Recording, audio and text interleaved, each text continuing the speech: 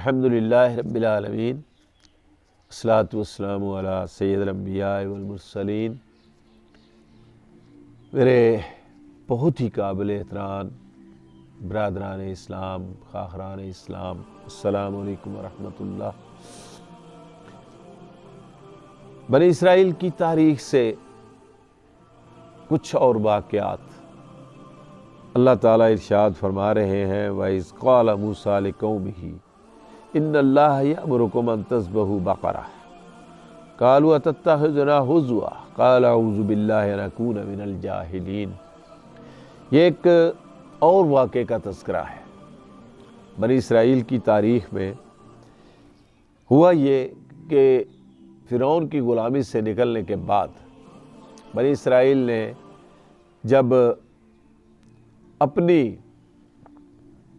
آزاد مرضی سے جینا سیکھا تو ان کے اندر باقی بہت ساری برائیوں کے ساتھ ساتھ ایک برائی جو فوری طور پر وہ ان کے اندر آئی تھی، وہ گاؤ پرستی تھی، گائے کی پوجا، اور جس کا اظہار اس سے پہلے قرآن میں ہو چکا ہے کہ یہ موسیٰ علیہ السلام کی عدم موجودگی میں بچڑا بنا کے اس کی عبادت کرنے لگے۔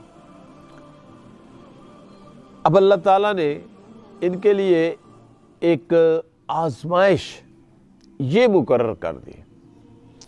اس واقعے میں موسیٰ علیہ السلام فرماتے ہیں اپنی قوم کو کہ اللہ تعالیٰ تمہیں ایک گائے ذبح کرنے کا حکم دیتا ہے۔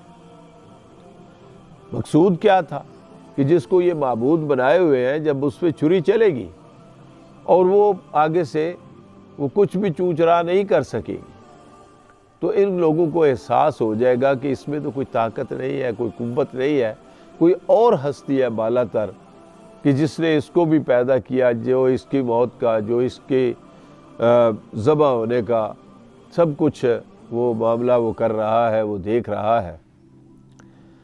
اللہ تعالیٰ ارشاد فرماتے ہیں کہ ان لوگوں نے کہا موسیٰ علیہ السلام سے کہ کیا تم ہم سے مذاق کرتے ہو؟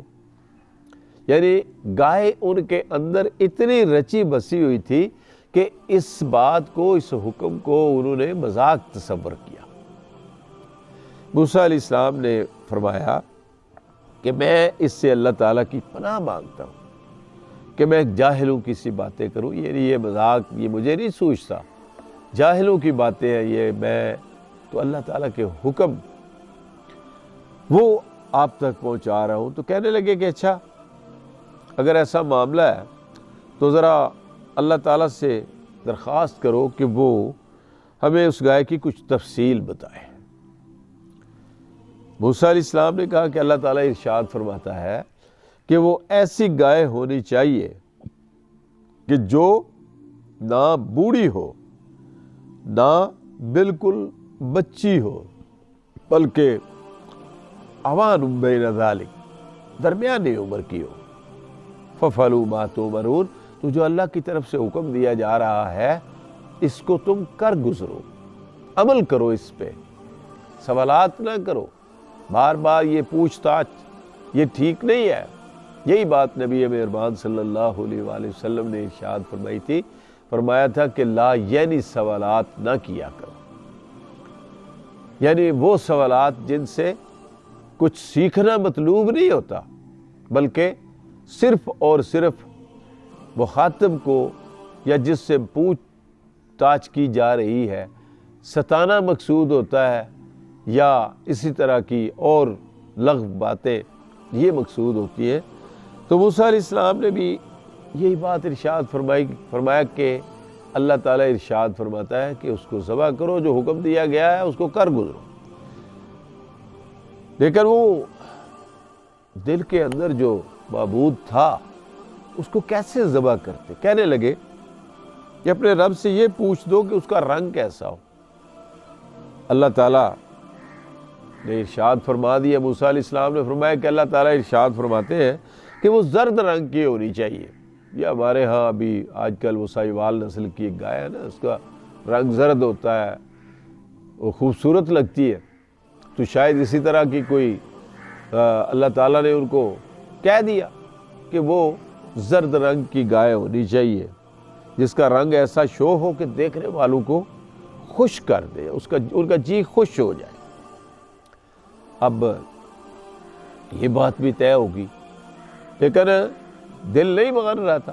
پھر کہنے لگے ذرا اپنے رب سے پوچھو کہ ربک یبین لنا ما ہی ان البقرہ تشابہ علینا وإنا انشاءاللہ لمہتدون۔